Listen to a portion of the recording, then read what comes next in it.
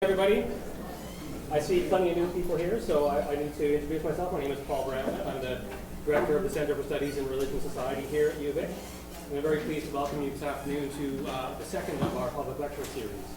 So the way these work are these are public lectures that give you an opportunity to have a sense of what happens at the center, because at the center we have research fellows from far and wide, from almost every discipline, young ones, old ones, students, senior scholars, community fellows, lots of folks who are working on religion and society in one way or another.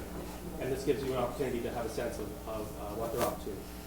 So I'm very sorry for not being able to be here last week. I was at a conference in Toronto, so I want to thank Harold Coward, the former director of the Center, for moderating and serving as host for that event. And you'll see there is a clipboard making its way around the room. If you want to be on our email list to get a sense of what's coming up, please put your name down. I'm very pleased to introduce Chandima Gangodawila, who has been a visiting research fellow with us since April and is with us for another couple of seasons. He returned to Sri Lanka just a few weeks ago to attend his convocation for his PhD, which he began in 2010. We're very pleased to be able to be one of the first groups that call you doctor, so congratulations. In 2006, he completed his MA in Buddhist Studies, having previously received his BA with a major in Sanskrit and a minor in Buddhist philosophy. He assists a colleague of mine, Adam, in teaching Sanskrit here as well, so that's much appreciated.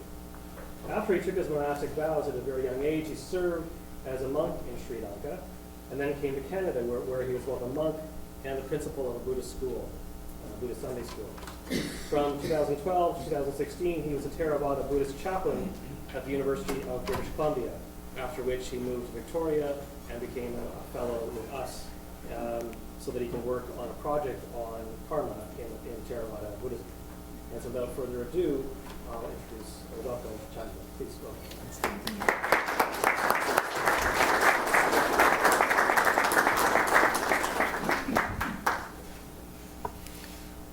Thank you, Paul. Good evening, everybody. As you know, today I'll be going to talk about the neutralization of bad karma as given in the Theravada Buddhist text. Before I'm going to the lecture, I'm kind of giving you a kind of a reminder that this does not encourage someone to do bad things and then to think that there is a kind of a way that they can compensate for them. Rather, I'm trying to focus on a kind of a community of people, groups of people who have already done bad things, bad karmas for some reasons, for them to focus on these kinds of methods. That's what I'm trying to do with the lecture. So before I'm going to talk about the methods of neutralization, I would like to focus on the general karma. So as you all know, the karma, the word comes from Sanskrit. The general meaning of karma, as you know, is deed, work, action, act. But in some researches, the scholars have found there could be three kinds of definitions.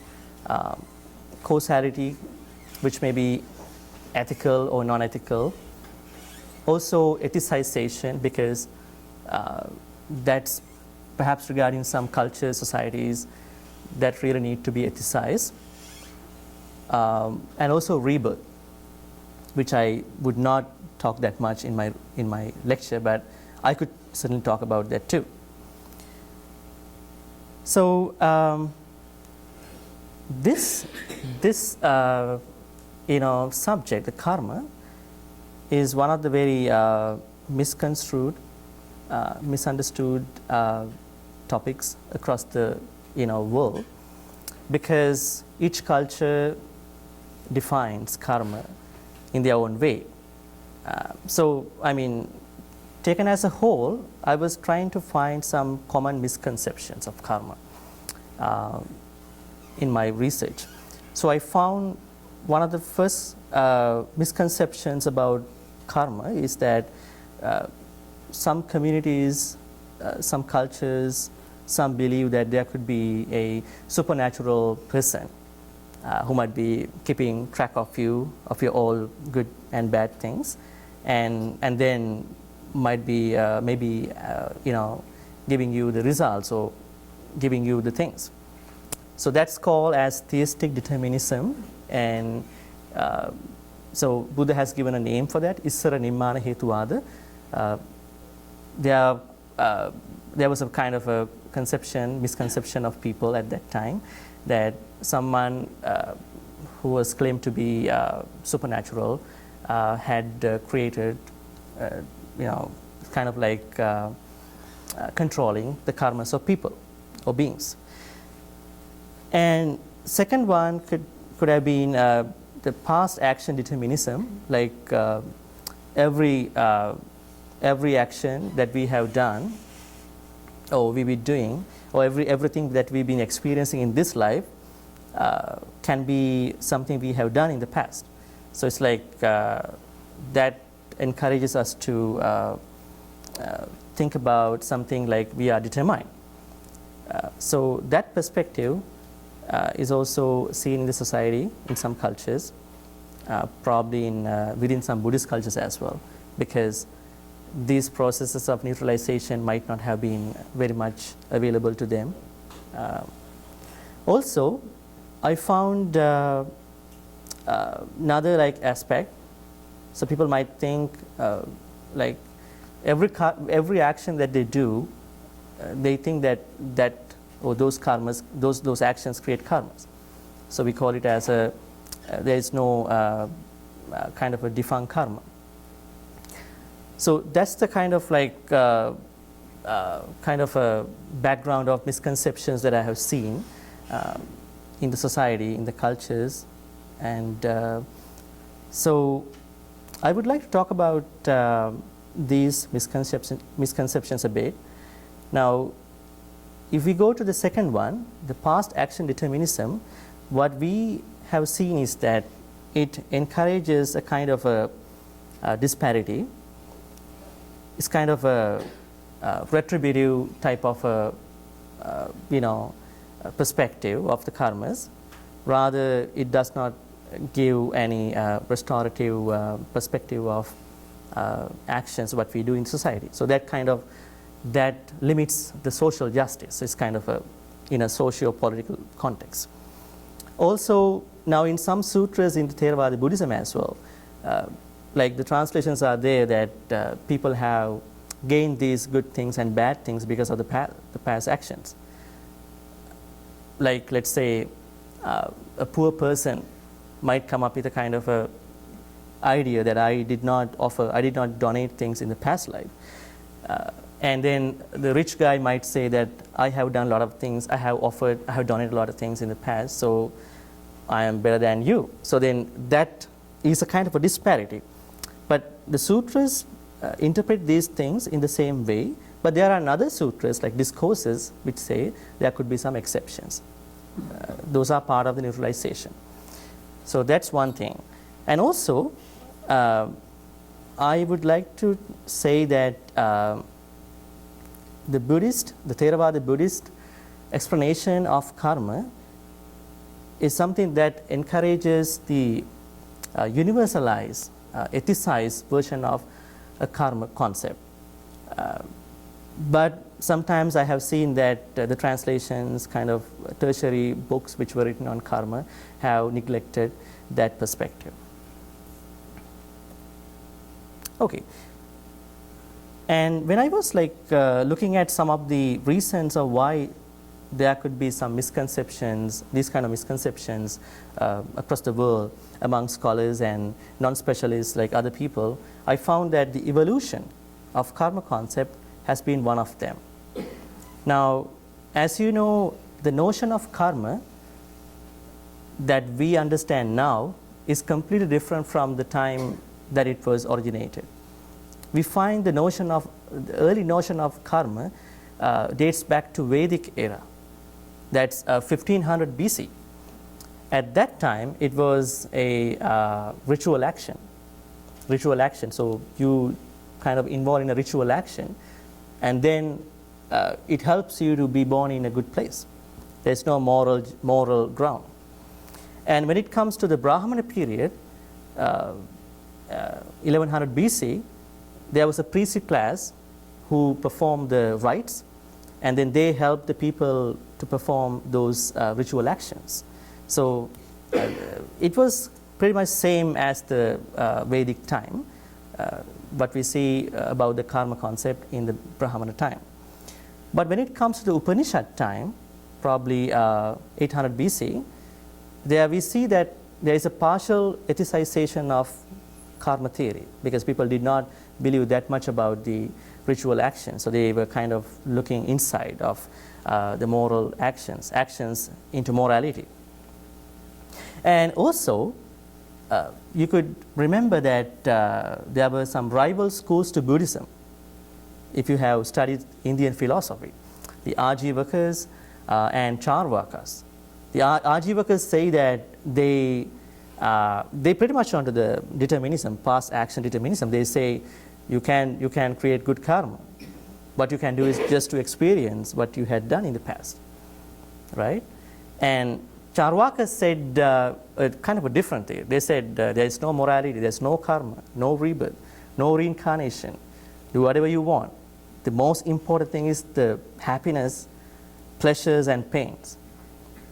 So it's kind of a pretty much materialistic view.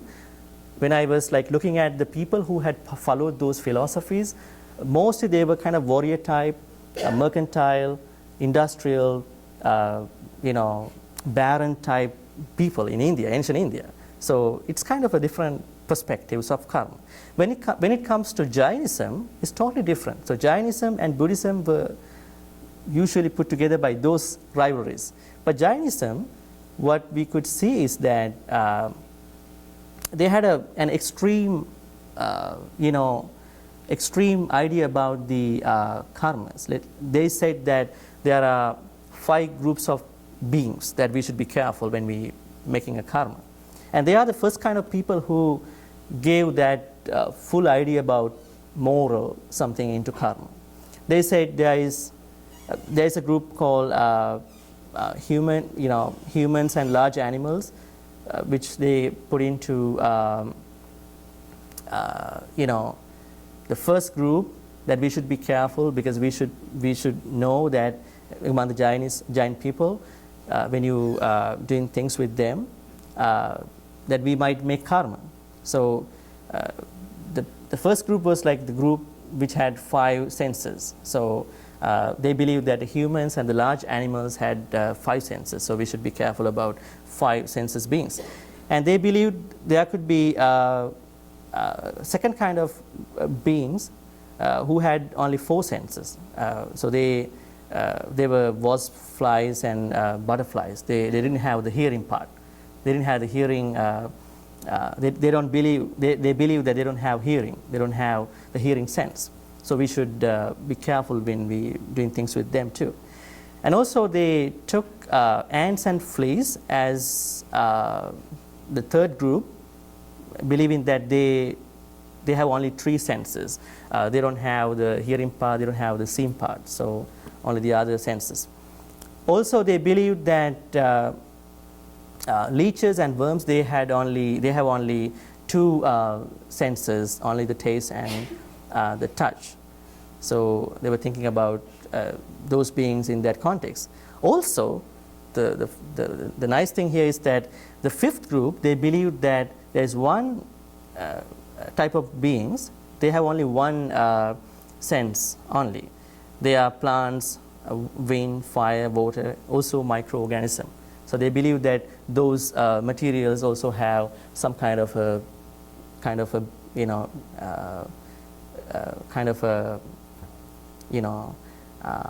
nature of thing. So they were very careful about those things. So that's why when they were walking, they were bringing some tools to clear and then to walk. They were very careful in doing things. And I found one thing that they did not use, water from, clear places. Rather, they asked, their followers to boil it and then to drink water. They didn't know that while you're boiling that, when you're killing animals in the water. Anyway, so it's kind of an extreme way of looking at the moral understanding. But we should praise the Jainism as the branch of philosophy who gave that full justice to karma theory, giving that moral nature. Well, now I'm going to the Theravada Buddhist perspective of karma. I wouldn't read all these things. I will, take the very important things from these statements. As you know, that karma and karma phala, or action and the effect of that karma, they are fundamental concepts. But in some philosophies of Hinduism, they say karma has its results as well, so you don't need to introduce it as karma phala or vipaka. But in Theravada Buddhist perspective, they present that karma is action, and then there is another one called vipaka or karma phala, or the action, result or effect. And in the karma theory of the Theravada Buddhist perspective, they don't see that there is a kind of a set linear relationship between one action and its result, because the result could be different depending on the circumstances, which means that somebody does a bad thing, there is no one specific result of that bad thing, because depending on the factors, depending on the circumstances, the result could be different. Also, there is no supernatural being to take over the karma or karma phala. It's just the cause and effect, natural process. And also, it's very important to see that the Jainism understood karma as a material type of thing, but the Theravada Buddhist perspective is that it's a mental, it's totally mental thing, mental type of a thing. And the Jains, they label the Buddhists as the inconsequential people, because now in the next slide, in one other slide, I would show you that why they thought like that, because they really wanted to add that not even the intentional actions, but also the unintentional actions make karmas to Jain people. Okay, is everything that happens to us the result of karma? No. Theravada Buddhist texts say karma is one of the 5 things which we experience. There are 4 other things. You can see those 5.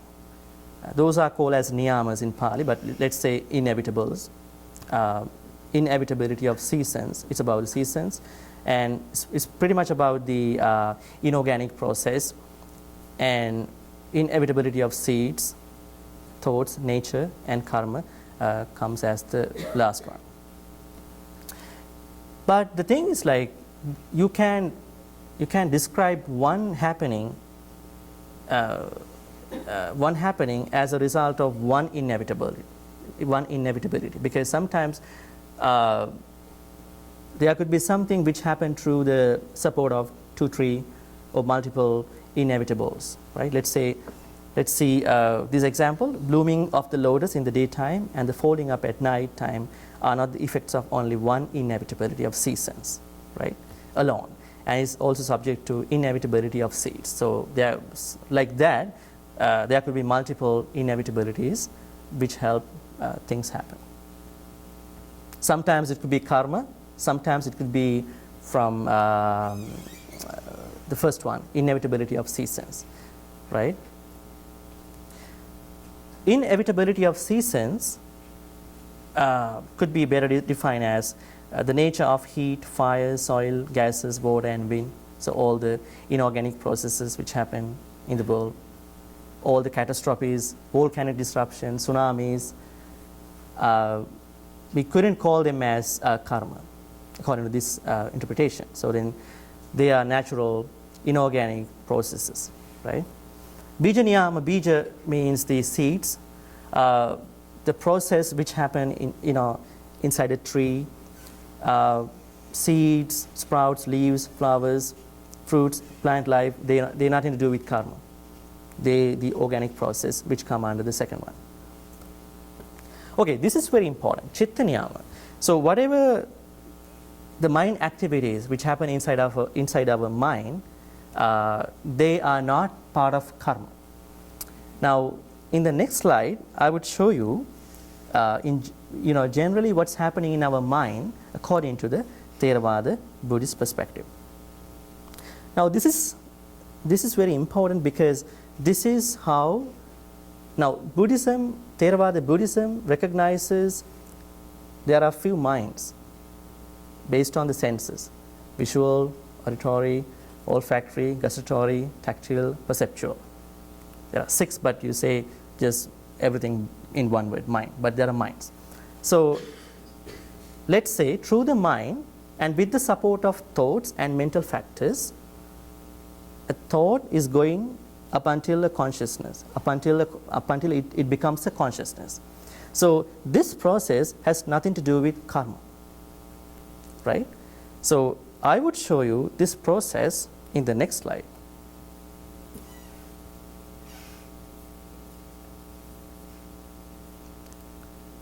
I'm sorry, it's going. Now, every time when you think about something, that kind of a broad thinking goes through the first 3 moments. Now, this is very important. This is called the bhavanga, which means now to Theravada Buddhism, all the karmas are stored in the bhavanga. Bhavanga is a kind of a deep consciousness, and that's what to them carry when you die, right? So the thing is like it's always there. Every time you think something, it goes through this process. Let's say that a teacher asks us to write an essay. I would give a topic. Let's say disruptive students should be taught together, agree or disagree. Now let's say 5 of us write that essay. Teacher will kind of like mark it, and then we'll be given this kind of the same grade. Sorry. But when someone takes a look at the individual essays, they can see the approach and the way they brought the essay could be totally different, because everyone's potential, those things are different. They are stored up in the bhavanga. So any object of thought, it has to come from here, start from here, and then it has to pass through 17 moments until it gets registered as a consciousness. So I won't describe all these things. I would just describe these 7.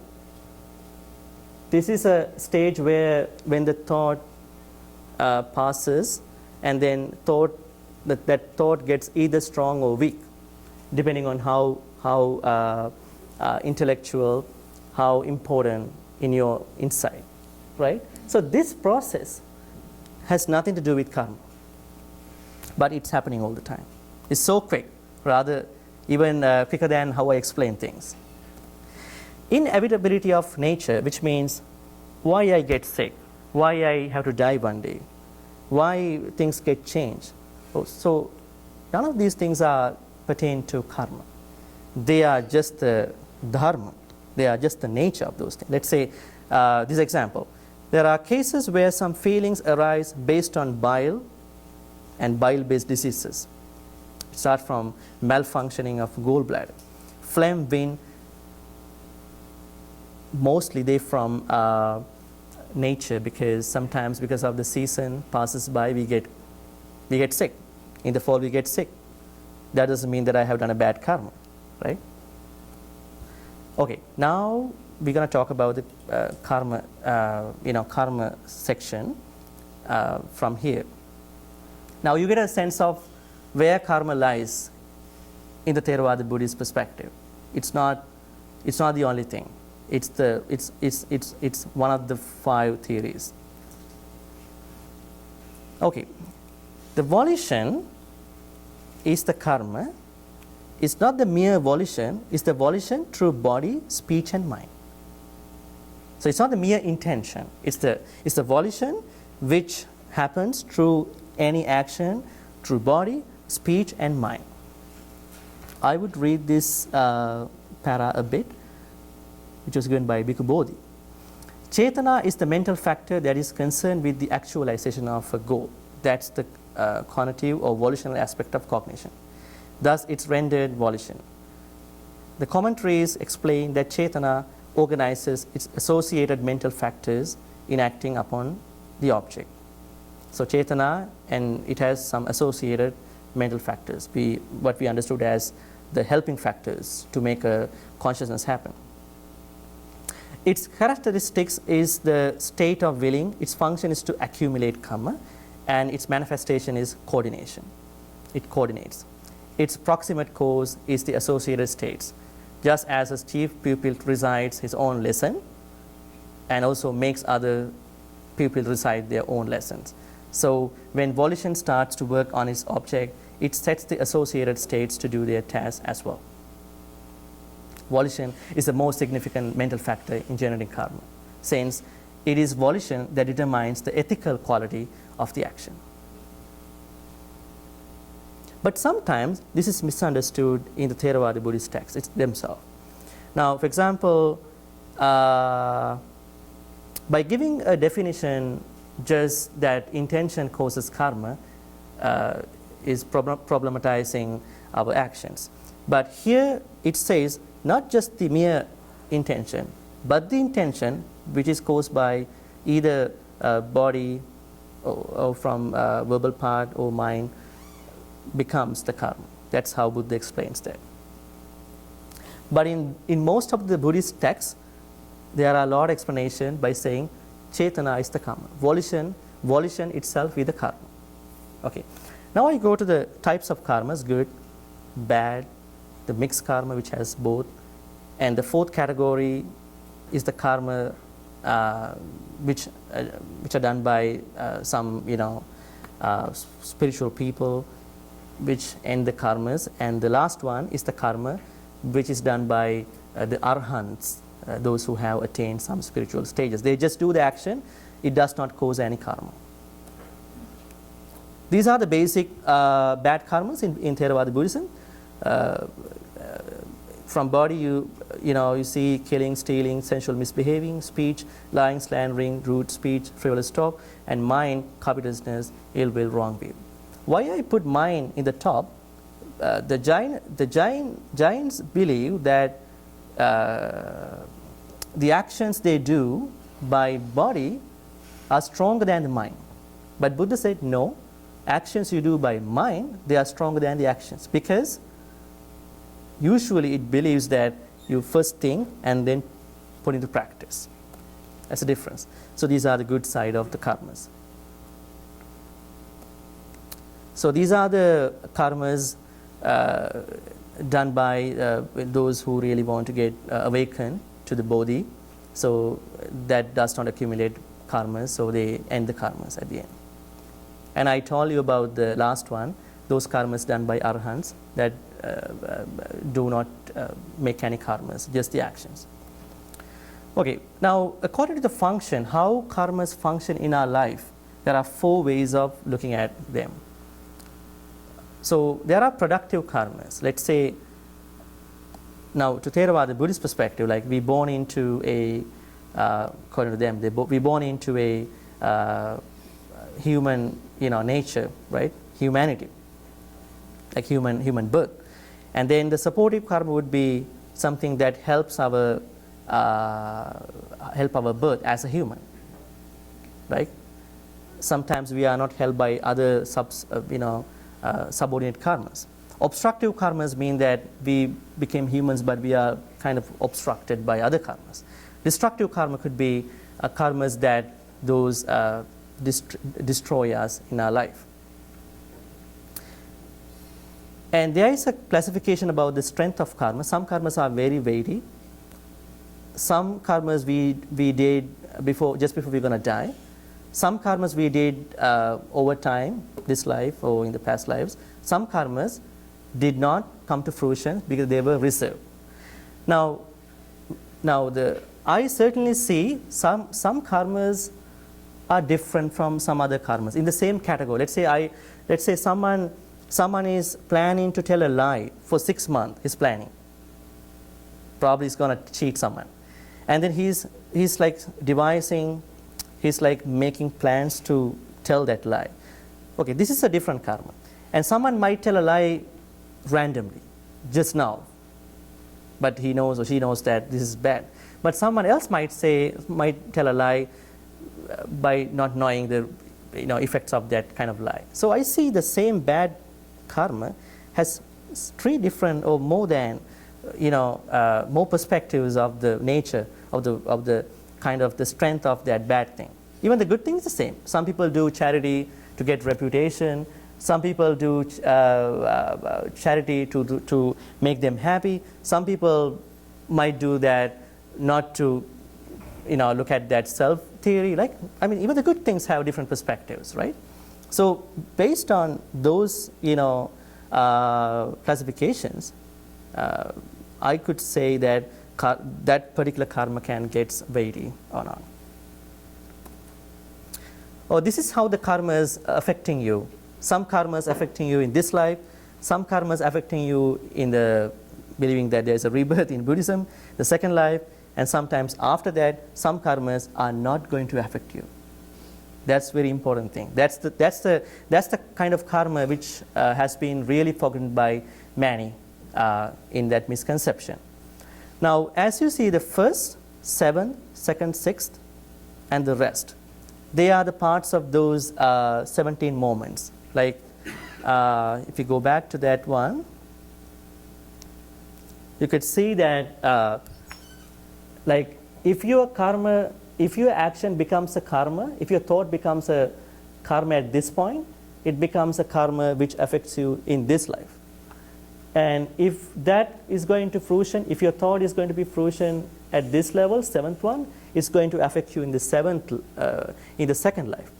If it is going to be fruition in between these impulsion, 1 and 7, it's going to actually affect you after. Okay, now I'm moving on to the section of how to neutralize the bad karmas and how Buddha has talked about these things in Theravada Buddhism. Well, there's a saying that a broken leg can be fixed, but that doesn't mean that you can break the leg, right? So which means like this is kind of a very serious thing to think about. As I mentioned to you that our intention is not to encourage someone for bad things, but to think about any mitigating solutions can be seen in Buddhism. Okay, I have found 5 main methods on how to neutralize the bad karmas. The first one is understanding favorable and unfavorable conditions, which I would be discussing. Number 2, refraining from bad karma now. So apparently you had done a bad karma now, but you're going to refrain from that bad karma now and into the future, and developing expansive mindsets of goodwill, compassion, appreciation, and equanimity. They are quite different from how you know in the Western perspective. In the Indic understanding, it's quite different. It is a gradual process. I'll be explaining that. Number 3, you could modify the effect of bad karma with a new karma. There are some gray areas how you understand your bad karma, but it's a good way of looking at the bad karma. Number 4, apologizing without self-justification. And number 5 is wise reflection. Let's go into the first one. Okay, what are the favorable conditions here? There are 4 favorable conditions. You see, fortunate present life, good personality, fortunate times, mindfulness, intelligence, and diligence. Okay, so what is fortunate present life? That means that you could find your own good locality. You don't want to actually live in a crime neighborhood, right? Sometimes you might need to think about, okay, I should move into a good place where there are less crimes, and sometimes this could be the people that you might get in touch with. You might need to know, who I'm going to associate with, right? It's kind of a thing that you could actually do that to make yourself better. So present, it's about the locality, place. Number 2 is about personality. Yes, it matters to us, right? That's why there are a lot of instructions on the internet, people, experts about talking about personality, which means that you're trying to make yourself good in whatever the good sense, so that you could bypass some other loopholes in your life.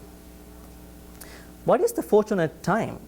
This is most likely the rulers of a country. Let's say there's a time that the politics are always corrupted, but I would say the ruler or governor or the person who kind of like governs the place, if we kind of having a chance to stay with a good person as our leader, that's a good time. Sometimes this could be the bad time where there is some droughts, famines, problems, like there's some times we get affected. It's a fortunate time. So this could be change. Also sometimes you can't change, right? And the last one is mindfulness, intelligence, and diligence. What is mindfulness? There's a problem with mindfulness.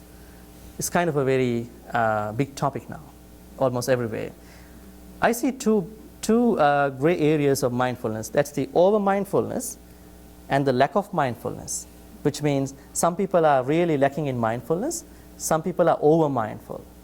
See, having a coffee too strong and going to think about a lot of things. I have kids and I have my job, my bank account, and all these things, right? So if you are too mindful, it's a problem. You should know your balance, where you should locate yourself. But the mindfulness is good to make yourself focus and to know what things you need to do. Like perhaps the multitasking, unitasking. Someone might be questioning about how can one do 2 things, 3 things at the same time. The Buddhist perspective is that you can do 2 things at one time. Rather, what you do is you're shifting your consciousness from eye consciousness to ear consciousness. I'm drinking a tea and watching the TV. So my 2 senses working. But what I do is I have a kind of a mindfulness towards the mug, right? Also, I watch the TV. It doesn't mean that you only in one focus. But it's up to you. If you can do that, go ahead. If not, be careful. And what's intelligence? Yes, if you are an intellectual person, you can bypass a lot of things, right? And diligence also. I mean, sometimes it might not work. Most of the time, it works for you. These are the 4 conditions that are not favorable for you. Sometimes the bad place, poor personality, unfortunate times, and this is sometimes our own form, absence of mindfulness, intelligence, and diligence. So that's the first type of method for neutralization. Number 2. Okay, now this is very important because here Buddha says, now he criticizes and censures the bad things. Also, let's say someone has done a bad thing. Let's say someone has stolen someone else's thing, right? And then he has to think this way, he or she has to think this way. I have done this bad thing to a greater or lesser extent. That wasn't right, that was no good. But if I become remorseful for that reason, that bad karma of mine will not be undone. So this is a very good place. Now, Buddha has identified in Theravada Buddhist perspectives that remorse and guilt has a difference. Now, when you're remorseful, there is a kind of an intellectual element, let's say a kind of a wise element on it. Then you kind of knowing that you should that helps, the remorse helps you to understand that I did a bad thing, but you should not stay, you should not dwell on that remorse. That really destroys you. And then you should do this way. Because I'm remorseful, then I understand that what I did, and then I abandon right then that particular bad thing, and also in the future. This is how there comes to be the abandoning of that bad karma. This is how there comes to be the neutralization of that bad karma. Not even that. Further, one has to expand the 4 illimitables, let's say loving kindness, compassion, appreciation, equanimity for that bad thing. What is loving kindness in the Theravada Buddhist context? It's not just saying that, I think this is a hybrid term. There is compassion and love together. But I think the metta could be the best term for this one. Metta means to stay friendly in your circles, probably everywhere where you go, wherever you go. Sometimes there are people who can have a good friendship with many people, right? He snaps at people, or she snaps at people, manipulates, right? Criticizes a lot. So the fundamental idea of metta is to stay friendly wherever you work, live, do things. So that's pretty much a difficult thing for many of us because we're always trying to defend ourselves. That's the place where we're going to be like that. And then when you're having metta or loving kindness to a certain extent, you go into the compassion. Compassion is more difficult than metta. You can stay friendly with unknown people, but when you want to be compassionate, you need to know what's the problem of the other person, right? Then you understand, okay, I need to be compassionate towards this person, help that person. And what is the appreciation, which we understand by mudita in Pali, which means that you are really happy when your friends and other people getting achieved in their things, in their lives. Probably we shake hands with those people, but inside of us might not be the same. It's really difficult thing. That's why it's the third one. So it's another step ahead. Last one is the equanimity. That's the very important place in neutralizing bad karma, which means you in a state of life whereby you can tolerate most of the things in your life. Either you are complimented or you are criticized, right? Because when we are complimented, we get very happy, overwhelmed. When we are criticized by the same person on the next day, we get really, really upset, right? So then you should have, what Buddha attempts to tell us is that to have a state of balance of those things. Okay, so that's the second way of neutralizing bad karma. Number 3 is to modify the effect of bad karma with a new good karma. But there's a problem how we can know, what bad karmas we did in the past. But if we know we did a bad karma, then we can really do something to mitigate, neutralize. And Buddha has given a simile, soul crystal simile. If you put a small amount of soul into a glass of water, what's going to happen with that glass of water? It becomes salty, right? Shortly. But if you're going to put that same amount of soul into the Ganges in India, that wouldn't happen. Of course, today it could be really, really, fatal to drink some water from there. But at that time, it could have been really purified. So that's a difference. Which means if you have done a lot of good things, let's say you had done a small, trifling bad thing, that could replace, that could overtake the effect of bad karma.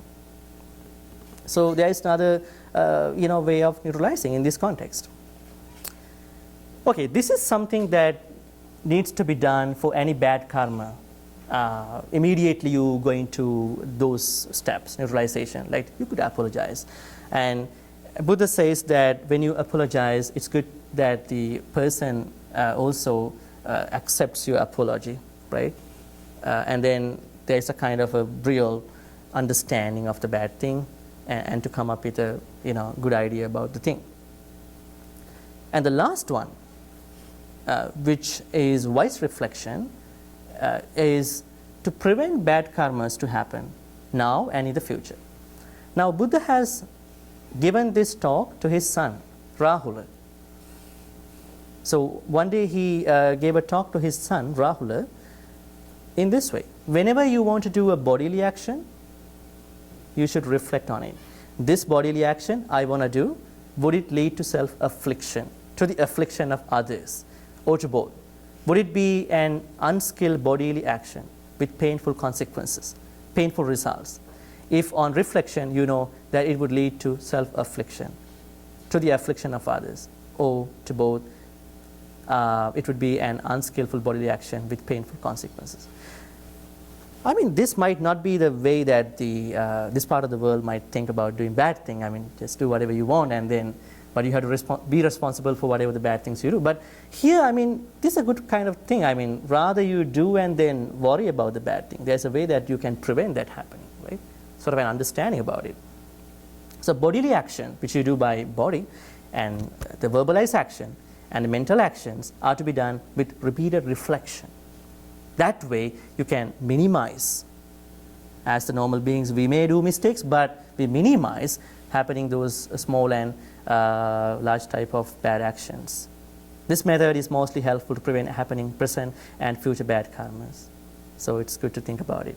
So as you could see, the way I present my lecture, that there are certain ways to neutralize bad karmas, and certain ways how you can prevent doing bad karmas, so you can minimize, doing those neutralizing methods. So there are two ways to think about in neutralizing bad karmas in Theravada Buddhism. Thank you.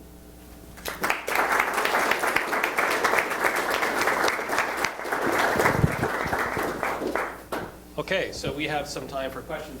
The presentation is being taped, and so the questions, we'd like you to use the mic for that, please. Doesn't amplify your voice, but Okay, I think my voice may be quite loud. Okay, I actually have two questions. First question is, since there are so many definitions, such a diverse, I guess, definition about the karma, okay? So how can you use some kind of simple English words somehow interpret in such a way that share the commonality of all this definition? Since there are so many people use different, somehow different perspective, they are defined, the terminology. Can you find some kind of English term that can better integrate all these definitions? Okay, that's first question. Second question is, since it's, again, the good and the bad is such a subjective term, many people intend to do good things, but the seem to them that bad things happen to them, okay, to good people who do good deeds. If I use another, common example is, say, Mark Twain, the good boy example, and he always try to do good things, but he always suffer. But the bad boy somehow seem to have all the fortune. Some seem to be, no bad luck happens to him. So how do you, since it's so subjective, then how can you make it more scientific in the sense, rather than everybody, I would say majority of people want to do good things, but somehow, often, bad things happen to some of them. So how can they explain their, experiences? Thank you. Oh, that's a good question. I think like in terms of the definitions, I do see that there are similarities, dissimilarities, but if you take the Jainism and Buddhism, there's also a vast difference. Like the Jainism, they say all the intentional and unintentional actions become karma, but the Buddhism says only intentional actions you do through body, mind, and words become karma. So I don't think that I can actually integrate all the ideas of those philosophies, but it's good to understand the context of how it was given. So to find the kind of a consistent, kind of a very inclusive, negotiating approach to karma. So that would be, to my understanding, your intention supported by your bodily and verbal and mind actions. That would be, I think, negotiating and non-absolute and inclusive type of approach to karma. That would be the first, answer for the first question. And number two, if you do the good things, you can't guarantee that you're not getting the bad things, because Buddhism does not believe that you are a person of this life only. It dates back to many, many, many, many births before, right? So then, who knows? We may have done the both good, bad things. So then, but you could, as I told you, we could mitigate the bad consequences. If we're going to use those steps. But some are unavoidable, some are really, escapable. It depends on the person, circumstance, and having an understanding about these contexts. Thank you. Victor? Thank you very much for a very interesting presentation. I have several questions about the importance of Buddhist practice. I'll just pick out two. One, how does Buddhist practice influence the neutralization of bad karma? I'm particularly interested in how meditation is used to improve or neutralize bad karma. And the second question is this: even if someone does Buddhist practice sincerely, isn't there a self-centered motive behind that? I don't get the second one. Even if a person does Buddhist practice sincerely, repentance, etc., isn't there a self-centered motive behind that? Yeah, very good questions. Yes, actually, meditation helps. Meditation helps to focus. As I was talking under the fourth favorable, factor, whereby we could actually change most of the things. But the thing is, like, everyone, like, if you take a look at the people and the ways that they meditate is quite different from one to one. How they focus and what kind of meditations, Buddhist, non-Buddhist, non-religious. So there's something to think about. But I certainly think the other Buddhist traditions, let's say the Tibetan one, they kind of like giving some ideas about, okay, you kind of meditate on the Buddha, his doctrine, and his fellow monks. And the more that you reflect on them under a meditation, that could help you to stay focused, at least to mitigate your remorse. The second question is about the people who becoming remorseful. Would there be a kind of something, kind of a self-motive behind that? Okay. As I mentioned to all of you that I understand kukucha in Pali, which means the remorse, is not a good thing. The remorse, which lasts for long, is not a good thing. But how can we understand that I did a bad thing? The moment that I understand that I did a bad thing, I immediately become remorseful, repentful about it. That stage needs to be used to repair that bad something. That could be the self-motive, I guess, behind that remorse something. But I don't think that I could find that guilt is a good thing, because when you are guilty, you get, your body is going to, become bad, and your mindset. So that's what I think. Anyway, someone who is like having a self-motive about being remorseful has a way to neutralize his bad, karmas by not repeating that something, and by not thinking that all the way. Thank you. Martin? Thank you for a very stimulating talk, very wide-ranging talk, covered a lot of territory. I have a question about the relationship. It's sort of related to what Victor said. His question spurred me to think about something.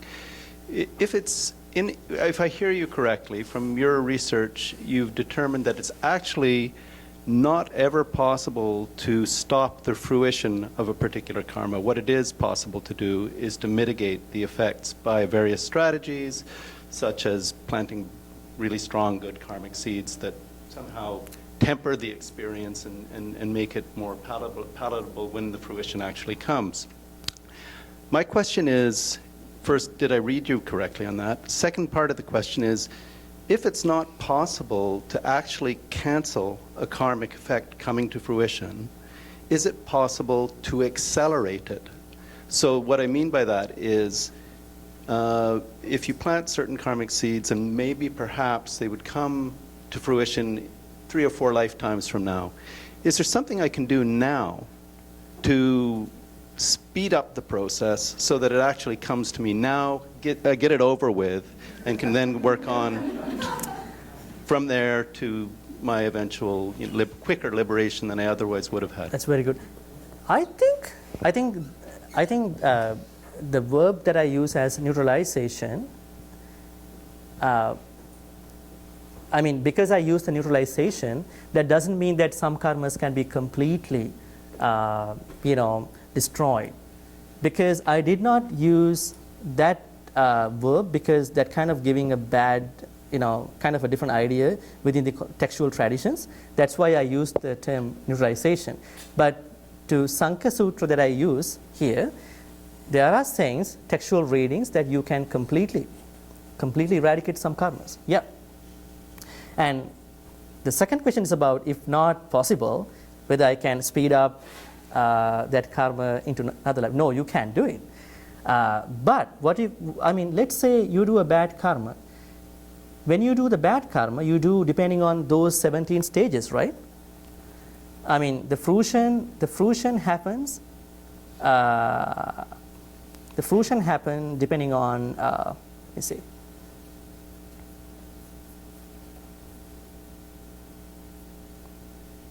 Okay, here we go. So here, whenever you do any good or bad karma, the time period, the time period in which you getting the results of them determine at these stages. So you can't by yourself, kind of postpone them to this life. Now if the karma, if the thought got impulsive in the first moment of the impulsion, then you're definitely having that in this life. If that bad or good thought got kind of like impulsive at this stage, then you're going to have that karma in the next life. And if that got impulsive in the rest of the moments, you're getting after. So, which I think you can speed up, but there is a way you can mitigate the nature of the bad things in this life. So it's kind of like a natural thing, right? The process of natural causes and effects. Rather, you can put your own something to feel that it's like that. I'm kind of a bad person, and in the next life, okay, I save my karmas to be rich. So I don't think that works in this context. It's a process of natural cause and effects.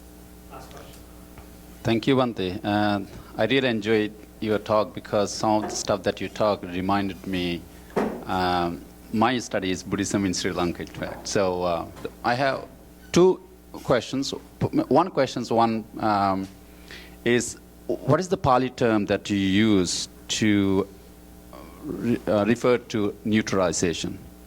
Mm-hmm. And the second question is, in the Theravada traditions, if I understand it correctly, that says that nirvana is cessation of karma. So from that perspective, someone who is believed to be enlightened, they do not accumulate karma. But they keep in actions. They are very much active, but they do not accumulate karma. Yes.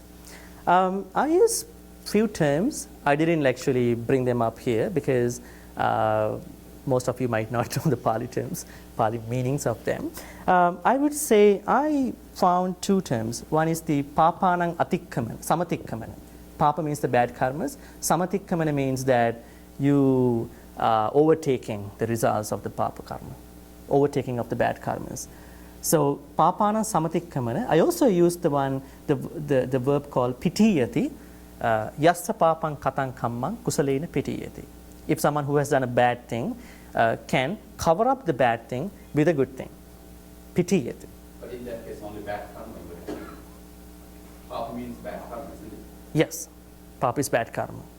I can't put them as evil because evil has different meanings in the Western context. So then I would say, yeah, like that. And number two, I think I mentioned to you about the fourth kind of karmas done by a certain kind of people that might not make good and bad karmas.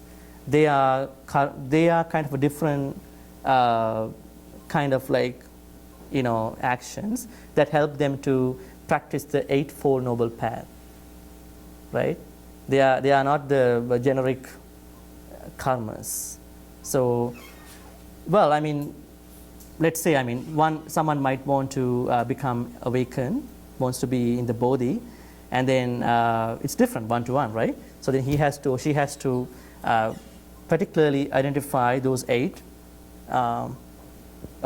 those 8, and then to gradually practice those 8, and they won't make karmas.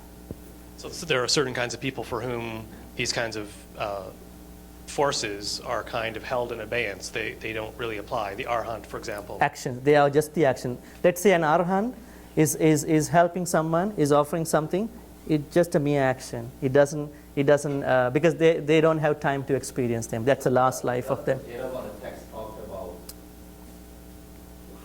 how they become active but not accumulate karma. Yes. That's the arhat. Yes. Yes. The text Yes. talked about how. Once you become arhat, you stop And accumulating could you define karmas. arhat?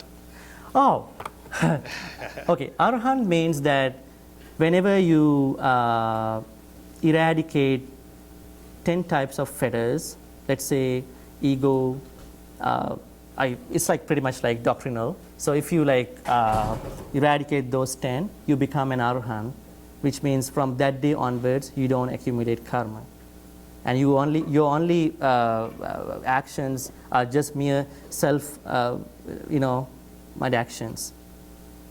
Okay, I think we have to cut it off. Thank you very much, Chandima. Much appreciated.